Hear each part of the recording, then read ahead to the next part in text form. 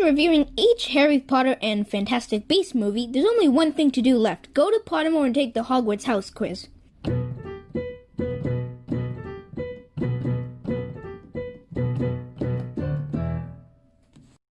Hello everyone, I'm the Happy Stormtrooper face who defected from the Empire. I upload movie reviews, Star Wars talks, and skits. If you want more videos like this, don't forget to like and subscribe. Before we get started, please just remember that this is just my opinion. My opinion isn't the right opinion, it's just my opinion. I'd love to hear your opinions down below. Without further ado, let's get started. Number 10. In 10th place, we have Fantastic Beasts: The Crimes of Grindelwald. For me, this movie had great acting and action set pieces, but had too many subplots that could detract from the main focus and muddle a strong forward sense of momentum. For example, there might be someone in the room, and someone slowly approaching the person in the room. That could create a strong forward sense of momentum. Here, there could be the room analogy, but then we would switch over to something else, so it could muddle the forward sense of momentum and pacing in this movie. Number 9. In 9th place, we have the Half-Blood Prince.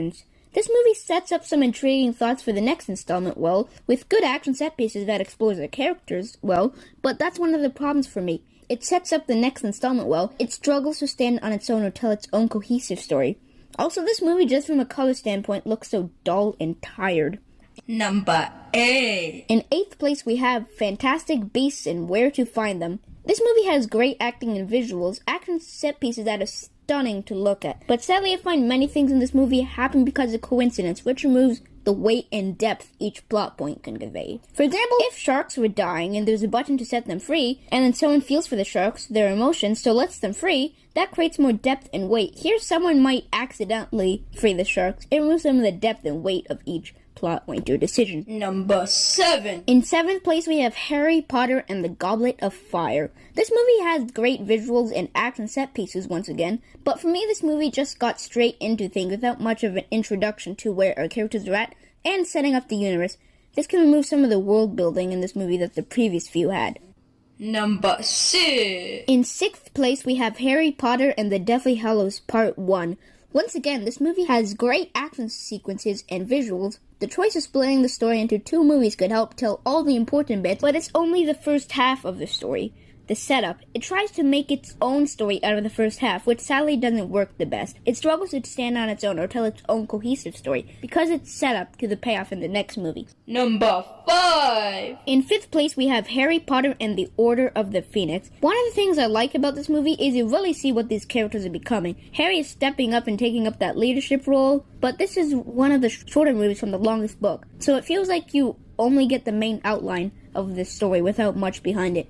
Many important details that could have created more emotional depth and weight to scenes and characters were removed, so this movie could only feel like an outline. For example, here I don't think we explored Sirius Black enough to make his demise as impactful as it could be.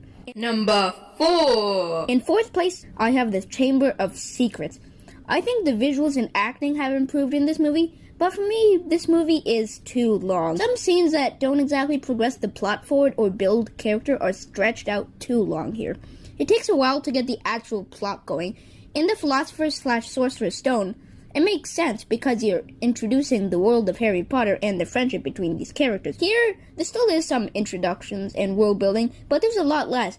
So some scenes that don't exactly progress the plot the most feel a bit stretched out. Number 3. In 3rd place, we have the original, Harry Potter and the Philosopher's/Sorcerer's Stone. This movie did a great job at introducing us to the world of Harry Potter and our characters. It has some great world building. For me, the biggest flaw with this movie is the main plot for this movie isn't introduced till halfway through. It feels forced because this movie is really setting things up in this universe and introducing our characters, and so this plot doesn't flow the best with the story or really expand the universe the most, because it doesn't come into effect halfway through the movie, so it had something else driving it through for the first half. Number 2.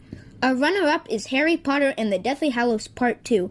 This movie has great action sequences and really awesome payoffs. This isn't a perfect movie for me, though. I find this movie also struggles to stand on its own or tell its own cohesive story because it's the payoff. There isn't much setup here, so that can muddle the storytelling in this movie because it uses a previous installment to tell this story. Still a good film. Number 1. In 1st place, we have The Prisoner of Azkaban. One of the things I love about this film is how we explore Harry as a character more.